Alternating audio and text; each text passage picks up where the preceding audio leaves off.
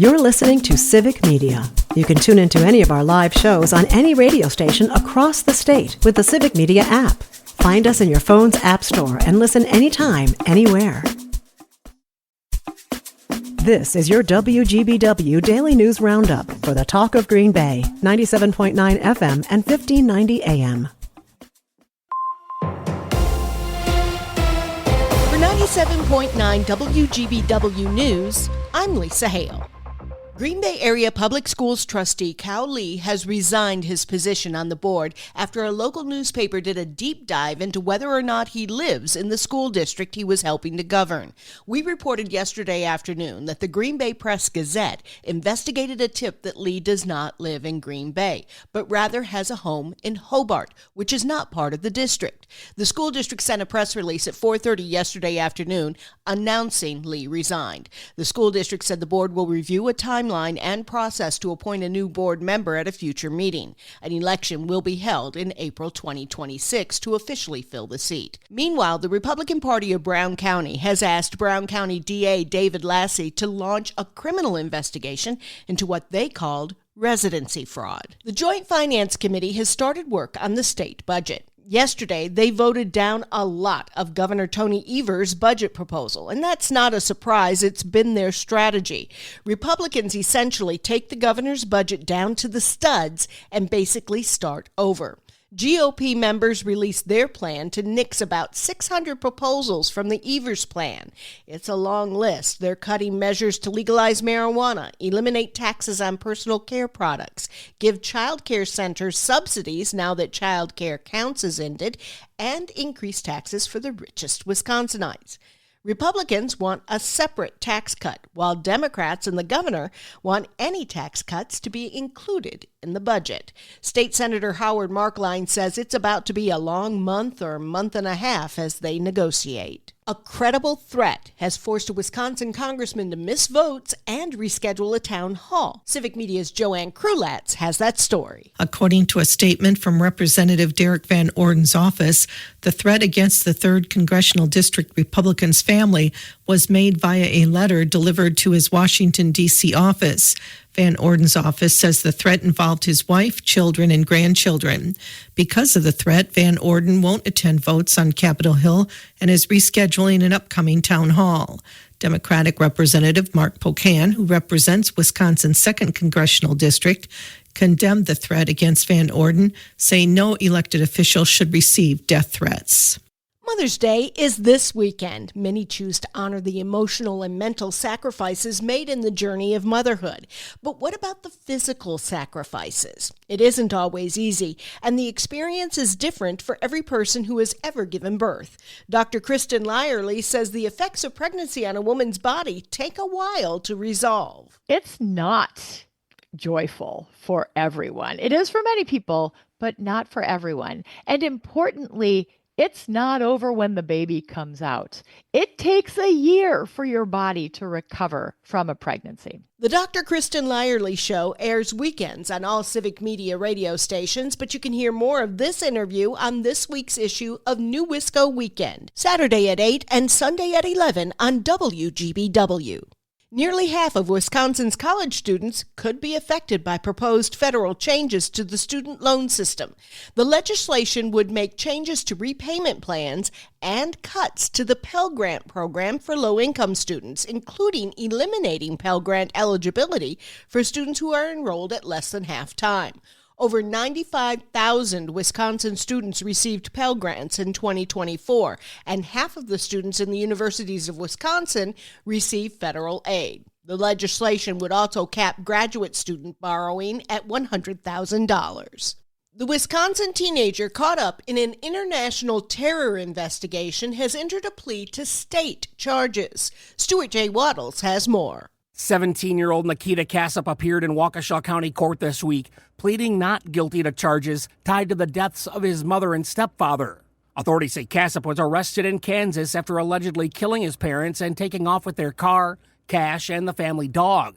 He now faces new charges, including intimidating a witness. He's being held on a $1 million bond pending his next hearing in August. According to federal documents, Kassab communicated with contacts in Ukraine and Russia about obtaining explosives and fleeing abroad after his planned assassination of the president. As proposed cuts threaten to reduce federal funding for mental health programs in the state, Wisconsin mental health officials are warning of an increase in anxiety and depression in teen boys. According to the Wisconsin Office of Children's Mental Health, young men have the lowest level of available social support for mental health struggles.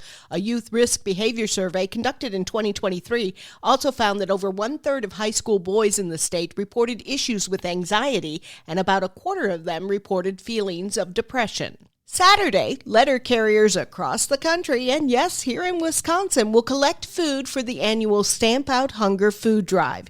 Your local letter carrier will collect non-perishable donations left by your mailbox or taken to the local post office. Donated food will be delivered to local food banks, pantries, and shelters. Letter carriers have been participating in the Stamp Out Hunger food drives for 30 years, collecting more than 1.8 billion pounds of food. I'm Lisa Hale, 97.9 WGBW News. For news anytime, log on to WGBW.FM.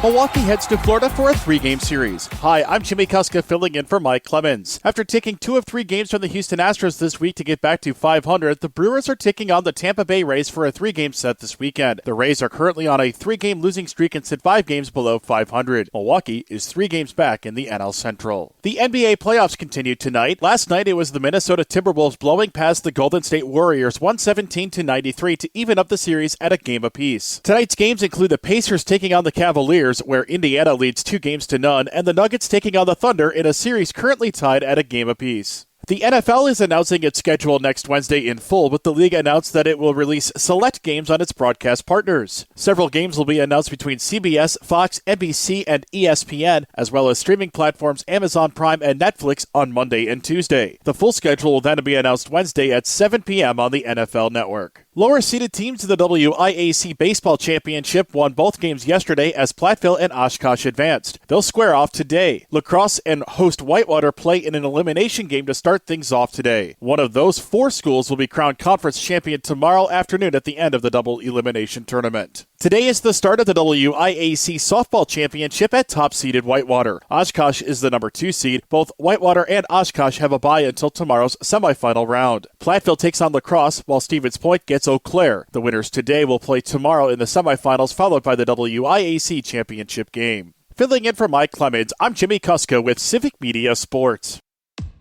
On your entertainment beat, I'm Pete Schwaba. Just days after the president announced 100% tariffs on foreign films, there is serious pushback. According to Variety, the proposal is on shaky legal ground as the president has been using the International Emergency Economic Powers Act of 1977, which gives him power to regulate trade in times of national emergency. But a Georgetown law professor says a 1994 amendment says the president can't stop the flow of audio-visual media. Since announcing the executive order, the White House said nothing official has been decided. Maybe Trump will forget about tariffs altogether after his failed run at the papacy. Keeping it papal, we have a new pope. But fun fact, according to the Hollywood Reporter, cardinals in Rome watched the movie Conclave as a research tool to help them in selecting the new pontiff. Politico reports that many cardinals called the film remarkably accurate. Coincidentally, the new pope's last name is not Fiennes, Lithgow, or Tucci. A new book about the show Better Call Saul reveals an interesting journey for the character of Saul Goodman. The character was first introduced on Breaking Bad before receiving its own spin-off, Better Call Saul. The role elevated actor Bob Odenkirk's career to a new level, although he probably would have gotten there anyway. The book, Saul Goodman v. Jimmy McGill, the complete critical companion to Better Call Saul, reveals that AMC wanted producers of Breaking Bad to scrap the Saul Goodman character altogether, but the producers stuck to their guns.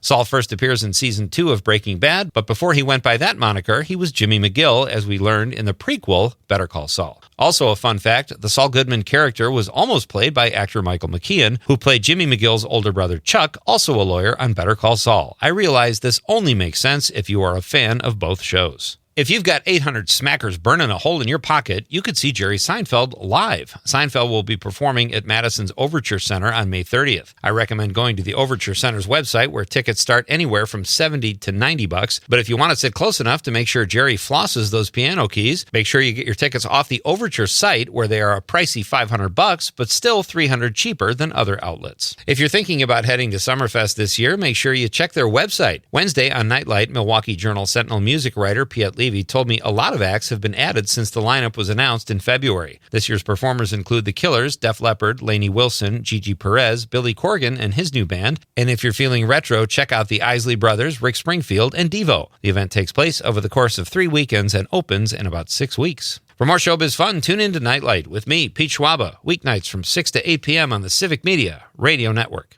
Mostly sunny today with a high in the low 70s this afternoon. The wind out of the southwest at 5 to 15. Tonight will drop to near 50. Tomorrow sunny in the mid 60s by Sunday. Sunshine with a high in the mid to upper 70s. I'm meteorologist Sean Cable. Right now it's 48.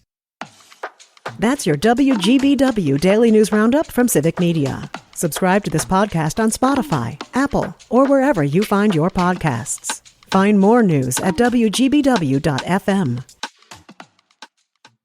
The national news cycle never stops, but it can be hard to find news about your local community. Civic Media is dedicated to providing quality local and state news coverage across Wisconsin. With the Civic Media app, you can get notifications about local stories that matter to you and your community. Find the free Civic Media app in your phone's app store and choose notifications from the menu to tell us what kind of news you want to hear about.